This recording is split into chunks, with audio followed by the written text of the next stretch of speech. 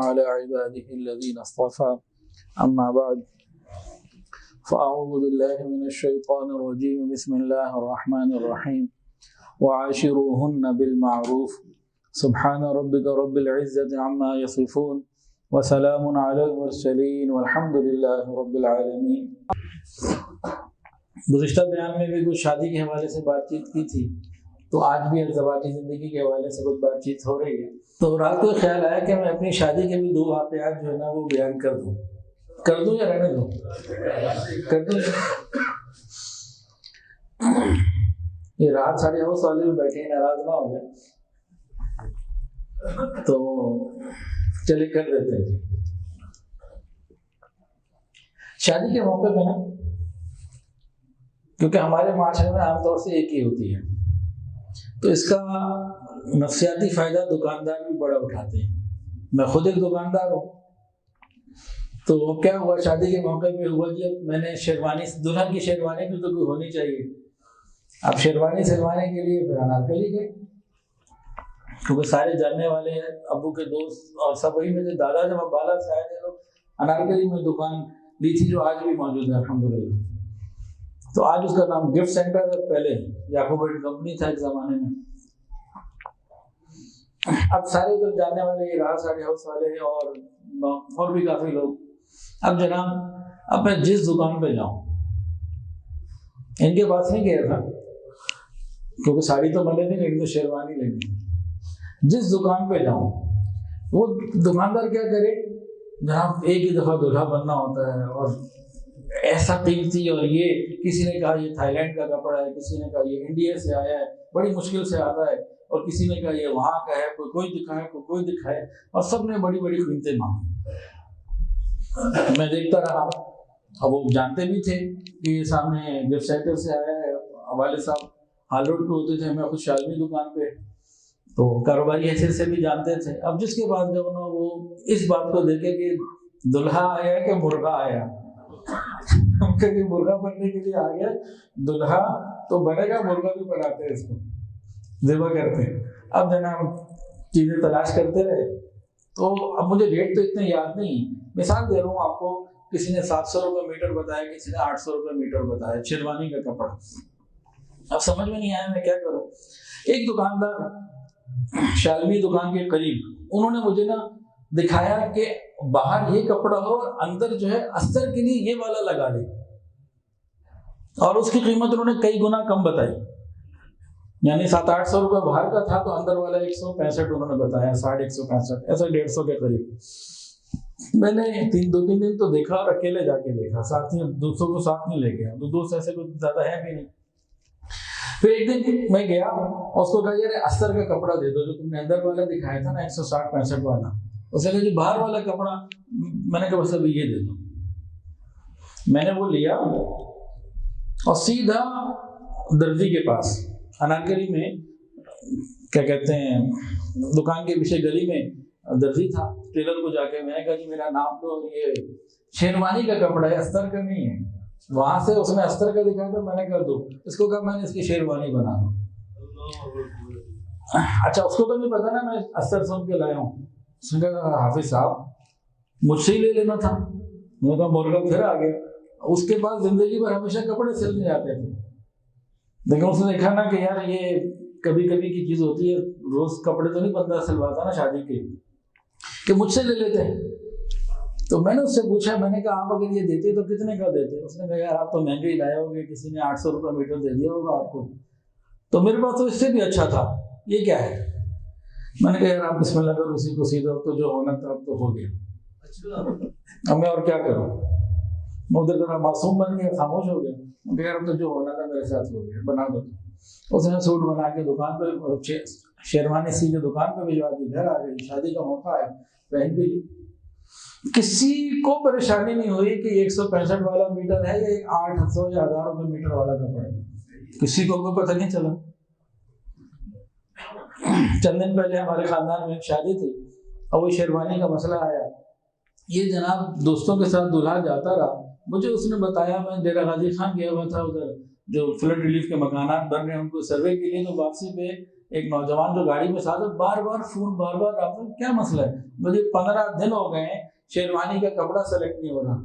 میں نے کہا بھائی کتنے لوگ جاتے ہیں؟ 5-6 لوگ جاتے ہوں گے، 5-6 دوست میں کا یہی ہوتا ہے، 6 دوست خریداری کے لیے جاتے ہیں اور ٹائم ضائع کر کے واپس آ جاتے ہیں۔ ان کا دونوں کو اکیلا چلا جائے ایک ہی دفعہ میں کام ہو جائے۔ تو بہرحال یہ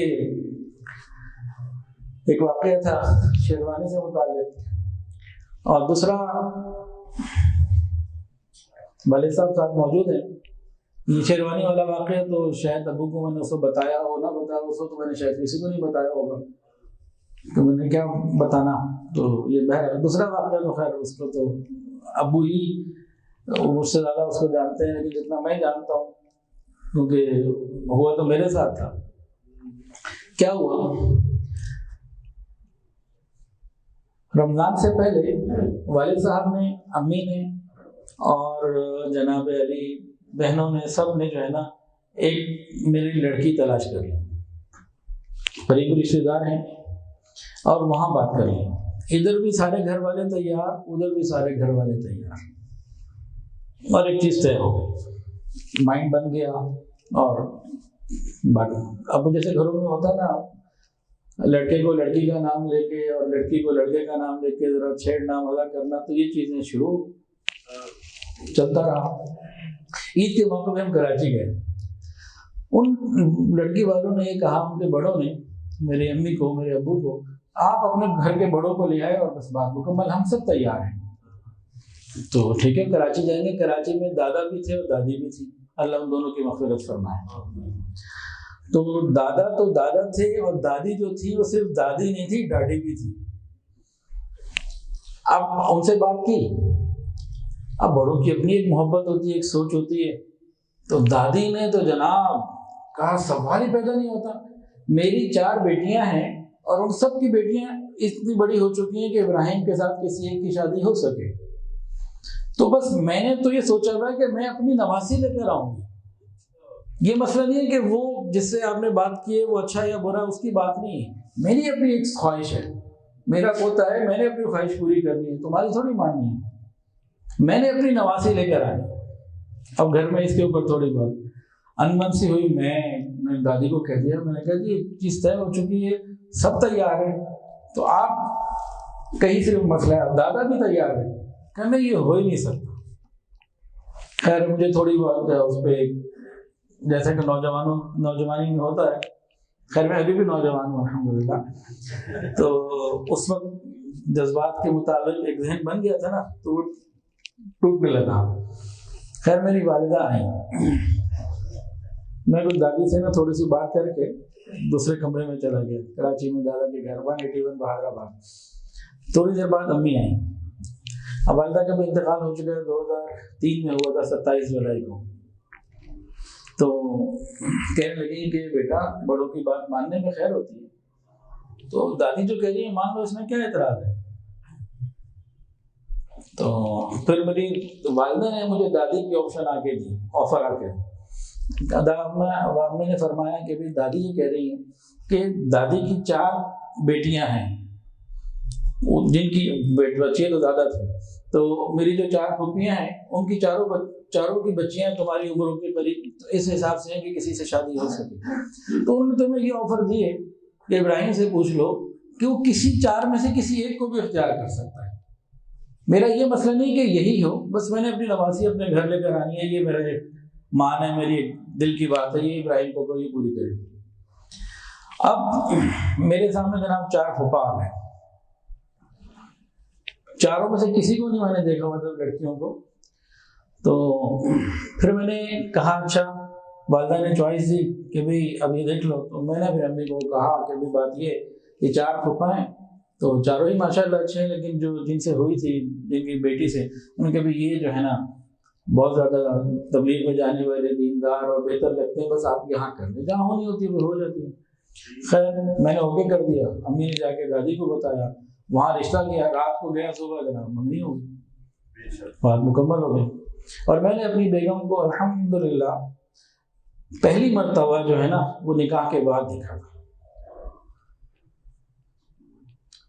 تو جب میں نے حضرت جی کو واقعہ سنایا نا تو حضرت نے فرمایا کہ حافظ صاحب آپ کے پاس تو موقع تھا، دادی کی طرف سے آفر آئی تھی، آپ ان کو کہہ دیتے کہ آپ اپنی ایک بیٹی کو ایک نواسی کو کیوں لائیں، آپ چاروں کو لے آئے، کیونکہ چار الگ الگ تھی نا، کوئی بہنیں تو سبھی تھی نہیں، تو آپ چاروں کو لے آئے، تو آپ نے یہ کیوں نہیں کہا؟ تو بہرحال اللہ عافیت والا معاملہ فرمائے۔ بڑوں کی بات مان کے زندگی میں سکون بھی ہے، مزے بھی ہے۔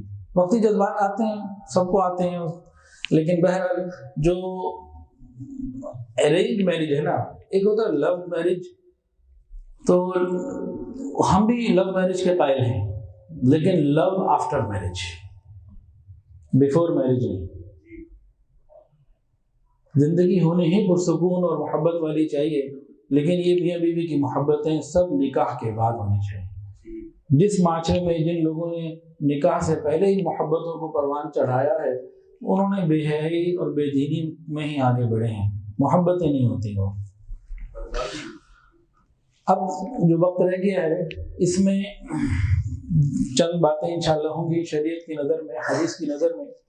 خاوند کیسا ہو اور بیوی کیسی ہو، یہ دو باتیں تھوڑی تھوڑی سی جو وقت رہ گیا اس میں کریں گے، باقی اس ٹاپک کو انشاءاللہ اگلے جمعے کو آگے بڑھائیں گے۔ ہمارے معاشرے میں ایک بہت بڑی غلط فہمی ہے، وہ یہ ہے کہ جو دیندار لوگ ہوتے ہیں نا، یہ بڑے سخت ہوتے ہیں، گھروں میں بڑی پابندیاں ہوتی ہیں، بڑی سختیاں ہوتی ہیں۔ خود میرے جو رشتے کئی جگہ پہ گئے تو انہوں نے صرف اس وجہ سے نہیں کیے کہ دیندار لوگ ہیں، یہاں پر بہت سختیاں ہوں گی، یہاں بڑے جناب تنگیاں ہوں گی۔ یہ ہمارے معاشرے کا ایک مزاج بن رہا ہے کہ عالم مت لے کر آنا، دیندار لوگ بڑے سخت ہوتے ہیں، اس قسم کی باتیں ہیں۔ یاد رکھ لیجئے یہ بات 100% غلط ہے۔ طبیعت کی سختی کا تعلق شریعت سے نہیں ہے، یہ شریعت پر الزام ہے، یہ دین پر الزام ہے، یہ طبیعت سے ہے، شریعت کی سختی نہیں ہے، یہ طبیعت کی سختی ہے۔ ہم طبیعت کی سختی کو شریعت پہ ڈال رہے ہیں، یہ غلطی ہے۔ یہ بات ٹھیک ہے کہ 5 انگلیاں برابر نہیں ہوتی، اگر آپ کو دیندار گھرانے میں سختی نظر آئے گی تو بے دین گھرانوں میں بھی نظر آتی ہے۔ ایسا نہیں ہے کہ بے دین سارے ہی گھروں میں خوش ہیں، ایسی کوئی بات نہیں۔ 5 انگلیاں کہیں بھی برابر نہیں ہوتی، ہر جگہ اچھے برے لوگ ہوتے ہیں، لیکن جو دینداروں میں بھی سختی نظر آتی ہے نا، اصل میں وہ دیندار تو ہیں، دین دان نہیں ہیں، وہ دین کی سمجھ نہیں ہے ان کو پوری، وہ حضور پاک صلی اللہ علیہ وسلم کی تعلیمات پر عمل نہیں کر رہے۔ ظاہری طور پر تو آج ہم ایک آدمی نے داڑھی رکھی ہوئی، اسی کو کہتے ہیں کہ مولوی صاحب، اسی سے مسئلے پوچھنے لگ جاتے ہیں۔ جو شخص دیندار ہوگا، شریعت کے مطابق زندگی گزارنے والا ہوگا، وہ خود بخود محبت کرنے والا ہوگا اپنے گھر والوں سے۔ تو شریعت میں سختی نہیں ہے، یہ تو ہماری اپنی غلطی ہیں جس کو ہم شریعت میں ڈال دیتے ہیں۔ اچھا جی، بیوی کیسی ہو؟ نبی کریم صلی اللہ علیہ وسلم کے فرمان سن لیجئے۔ نبی علیہ السلام نے فرمایا، جو عورت اس حال میں مری کہ اس کا خاوند اس سے راضی تھا، وہ سیدھا جنت میں جائے گی، وہ جنت میں داخل ہوگی۔ وہ عورت جس کا خاوند اس سے راضی ہو، یہ جنت میں جائے گی۔ دوسری حدیث فرمایا، جو عورت 5 نمازوں کی پابندی کرے، روزے رکھے، اپنی عزت اور ناموس کی حفاظت کرے، یعنی پاک دامن ہو، خاوند کی فرما برداری کرے، یہ عورت جنت کے جس دروازے سے داخل ہونا چاہے گی داخل ہو جائے گی۔ عورتوں کے لیے تو جنت میں داخل ہونا نہایت آسان۔ حدیث کے اندر آتا ہے، جو بیوی اپنے خاوند کی فرما برداری کرے، اس کے لیے ہوا میں پرندے استغفار کرتے ہیں، پانیوں میں مچھلیاں استغفار کرتی ہیں، آسمانوں میں فرشتے استغفار کرتے ہیں۔ کس عورت کے لیے؟ جو اپنے خاوند کی فرما برداری کرے، جب تک کہ خاوند اس سے خوش ہے یہ عمل چلتا رہتا ہے۔ ایک حدیث میں جس کو 4 چیزیں مل گئیں، اس کو بڑی نعمتیں مل گئیں، اس کو دنیا کی سب سے بڑی نعمتیں مل گئیں۔ 4 نعمتیں دنیا کی سب سے بڑی نعمتیں بتائیں۔ کون سی 4؟ شکر کرنے والا دل، ذکر کرنے والی زبان، اللہ کا ذکر کرنے والی زبان، مشقت اٹھانے والا بدن اور نیک بیوی. یہ 4 نعمتیں جس کو مل گئیں اس کو دنیا کی بڑی نعمتیں مل گئیں. اور اس میں 5ویں نعمت کو اگر شامل کریں تو علماء نے لکھا وطن کی روزی. جن کو یہ 5 نعمتیں مل گئیں وہ تو خوش نصیب لوگ ہیں. اور حدیث کے اندر آتا ہے یہ دنیا ایک متاع، ایک دولت، ایک ایسٹ ہے، اور اس کی سب سے قیمتی ترین جو چیز ہے وہ نیک بیوی ہے.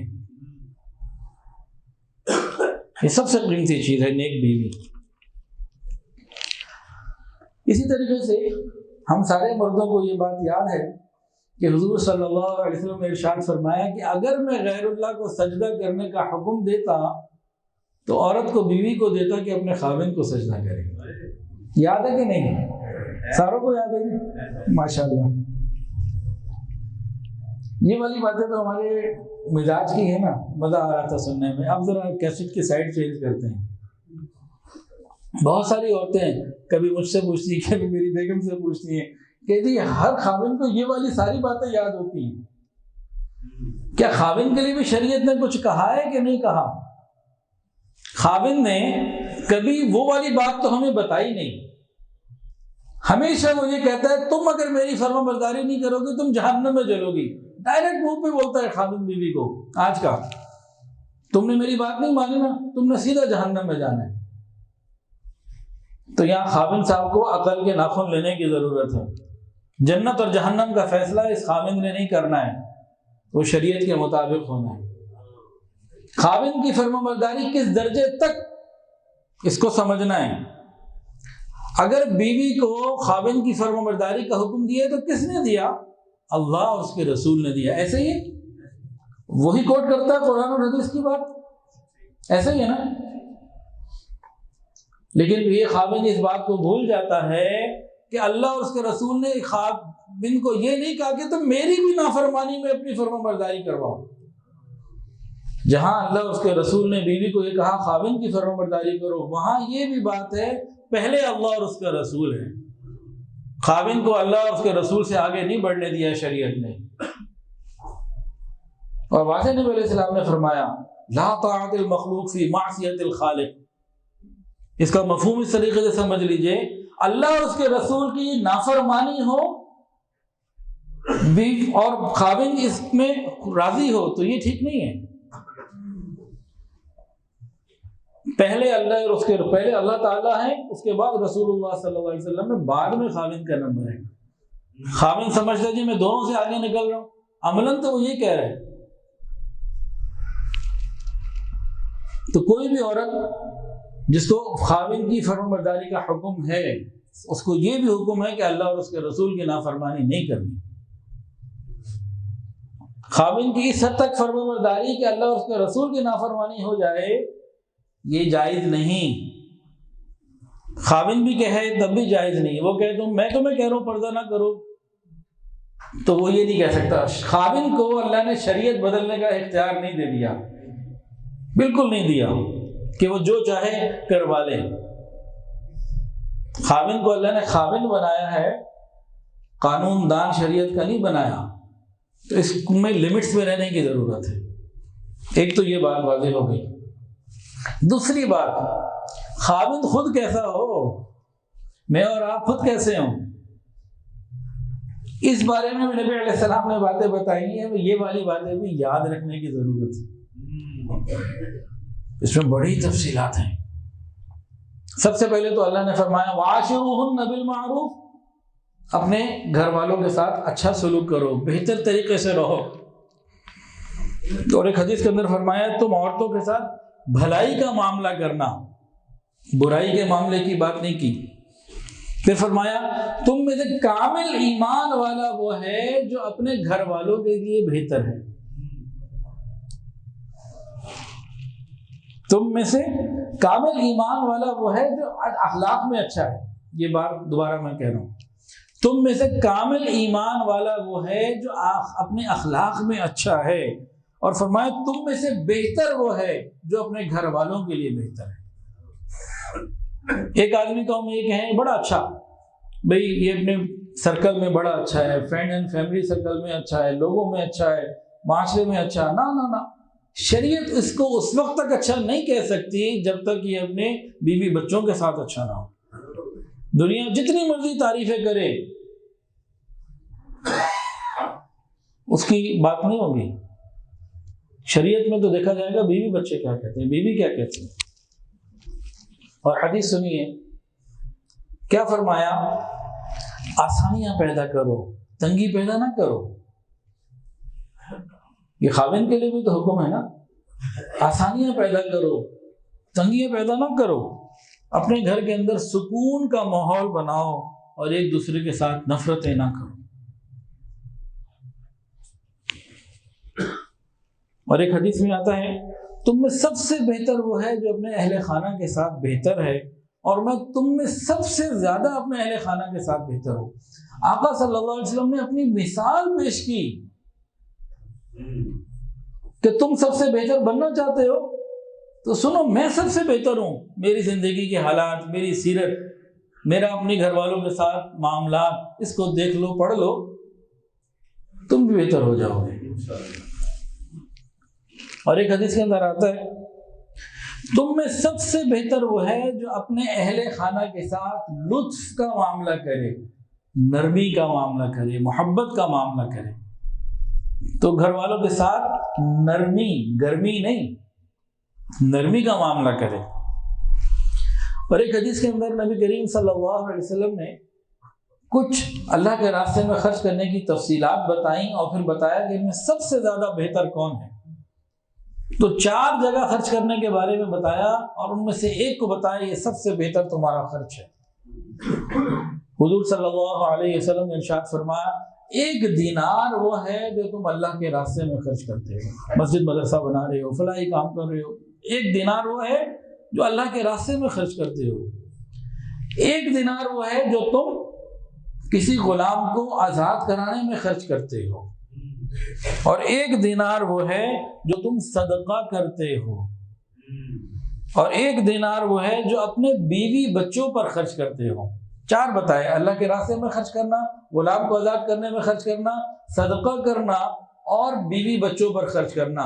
یہ پوری تفصیل کے بعد نبی علیہ السلام نے کھلا فرما دیا ان میں سب سے افضل دینار وہ ہے جو اپنے بیوی بچوں پر خرچ کرتے ہیں. اب کتنے مرد ایسے ہیں جو اپنے وسائل کو، اپنے پیسے کو، اپنی چیزوں کو ٹول کے طور پر استعمال کرتے ہیں، بیوی کے سامنے ہتھیار کے طور پر استعمال کرتے ہیں اور اس طریقے سے کرتے ہیں. شریعت نے تو کہا لِيُنْفِقْ ذُو سَعَةٍ مِّن سَعَتِهِ، جتنی تمہارے اندر استعداد ہے اپنی استعداد میں رہتے ہوئے گھر والوں پہ خرچ کرو. آدمی کے برا ہونے کے لیے بہت کافی ہے کہ اپنے گھر والوں کے ساتھ برا ہے، ان کو ٹف ٹائم دے رہا ہے. مسلمان خاوند، شریعت کو محبت کرنے والا بندہ، یہ کبھی اپنی بیوی بچوں کے ساتھ رف اینڈ ٹف نہیں ہوتا.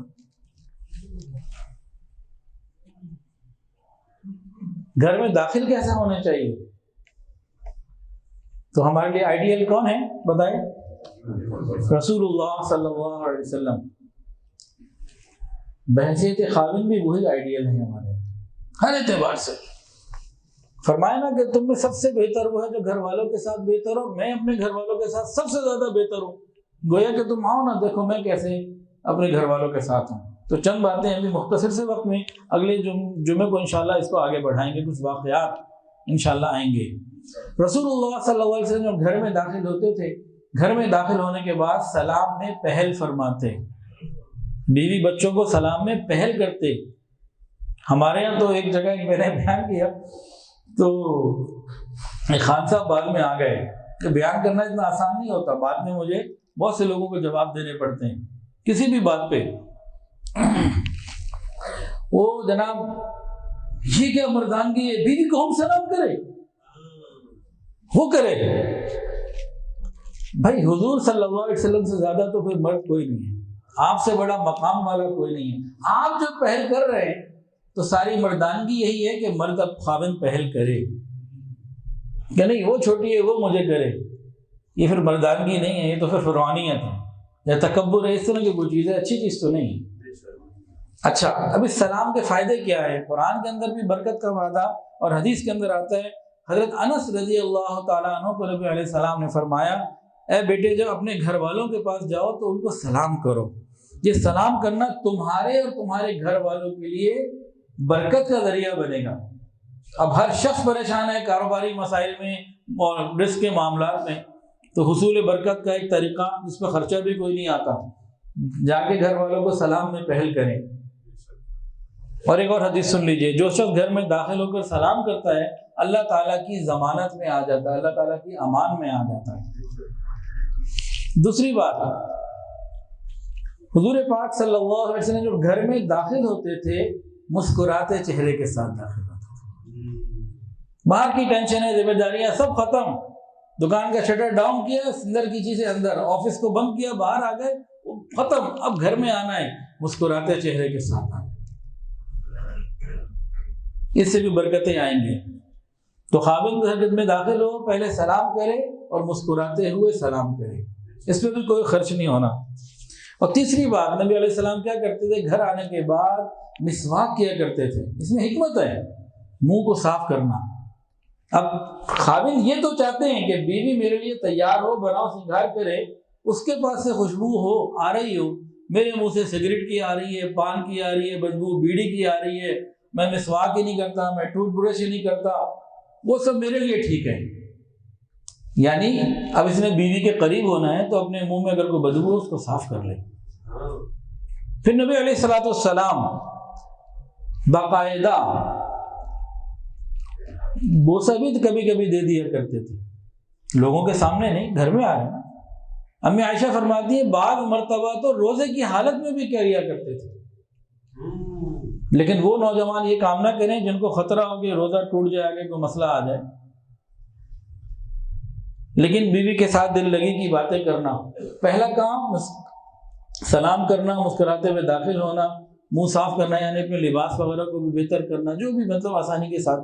اور اگلا کام بیوی کے ساتھ دل لگی کی باتیں کرنا۔ ایک صحابی ہے، شادی کے بعد پوچھا شادی ہو گئی، کس سے کی؟ گواری سے، بیوہ سے۔ اوہو، تم نا کسی کواری سے کرتے تو وہ تمہارے ساتھ ہنستی، تم اس کے ساتھ ہنستے، وہ تمہارے ساتھ کھیلتی، تم اس کے ساتھ کھیلتے۔ بیوی کے ساتھ دل لگی کرنا، اچھے انداز سے کوئی نہ کوئی کھیل، کوئی نہ کوئی بات، آپس میں رہتے ہوئے کمرے کے اندر، یہ خاوندوں کے لیے ضروری ہے۔ نبی علیہ السلام نے ارشاد فرمایا مسلمان آدمی جو بھی کھیل کود کے لہو لعب کے کام کرتا ہے نا، ان سے بچنا چاہیے، لیکن 3 باتوں میں فرمایا کہ تیر اندازی میں، گھڑ سواری میں اور بیوی کے ساتھ کھیل کود میں، بیوی کے ساتھ دل لگی میں، یہ چیزیں بہت اچھی ہیں۔ جو گھر میں سنجیدگی کا ماحول بنا لیتے ہیں نا اور سختی کا ماحول، انہیں نبی کی سنت کا پتہ نہیں ہوتا۔ نبی کی سنت میں سختی نہیں ہے۔ اور بیوی کو پیار سے پکارنا، حضور پاک صلی اللہ علیہ وسلم بیویوں کو محبت سے پکارتے تھے۔ امی عائشہ صدیقہ رضی اللہ عنہ کا نام آپ نے رکھا ہوا تھا حمیرہ۔ حمیرہ احمر سے ہے، آج کی زبان میں اس کو ٹرانسلیٹ کریں تو پنکی۔ یہ ٹوکن آف لو ہے کہ خاوند نے بیوی کو اتنے پیارے نام سے پکارا کہ محبتیں بڑھ گئیں، جوان ہو گئیں۔ میں نے اپنے فون پہ بیگم کا لگا ہوم منسٹری، تو ایک دن کہیں بیٹھا ہوا تھا تو میرے کزن آئے ہوئے تھے، تو دیکھا انہوں نے ہوم منسٹری، یہ کیا لکھا ہوا ہے آپ نے؟ میں نے تو لکھا ہوا ہے ٹینشن، کہ بیوی کی کال آ رہی ہے تو ٹینشن آ رہی ہے۔ اب جیسا گمان آپ کہہ رہے ہیں کہ پھر وہی ملنا ہے، تو اچھا نام رکھنا۔ یہ تو میں نے موبائل پہ لکھا ہوا نا، جہاں کسی کی نظر پڑ جاتی ہے، کمرے میں ہو سکتا ہے کہ اور نام ہے میں نہ بتاؤں، تو محبت والا نام، اس سے آپس میں محبتیں بڑھتی ہیں۔ تو بیوی کو پیار سے پکارنا۔ پھر 1 منٹ اور لے لیجئے، کوئی بات نہیں، بھاری پڑ رہا ہوگا مردوں کو، لیکن کوئی بات نہیں، ایک بات اور سن لیجئے۔ رسول اللہ صلی اللہ علیہ وسلم امہات المومنین بتاتی ہیں کہ گھر آ کے گھر کے کاموں میں دلچسپی لیتے، اپنے جوتے خود سی لے، جو ہے نا اس کو صحیح کر لیتے، اگر اس کے اندر کوئی ٹاک مرمت کا کام ہوتا، کبھی اپنے کپڑے خود دھو لیا کرتے، اپنے ناخن کاٹنا اور اپنی بہت سی ضروریات آپ خود کر لیا کرتے تھے۔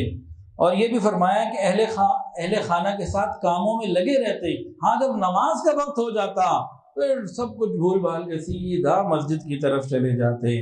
نبی علیہ السلام گھر میں ایک سردار کی حیثیت سے نہیں، ایک سرتاج کی حیثیت سے، خاوند کی حیثیت سے رہتے تھے۔ اللہ تعالی ہمیں ان باتوں پر عمل کرنے کی توفیق عطا فرمائے۔ وآخر دعوانا ان الحمدللہ۔ ویڈیو کے نیچے سبسکرائب کے بٹن پہ کلک کریں، بیل کے آئیکن پہ کلک کیجئے تاکہ ہر نئی ویڈیو کی نوٹیفیکیشن آپ کو مل جائے۔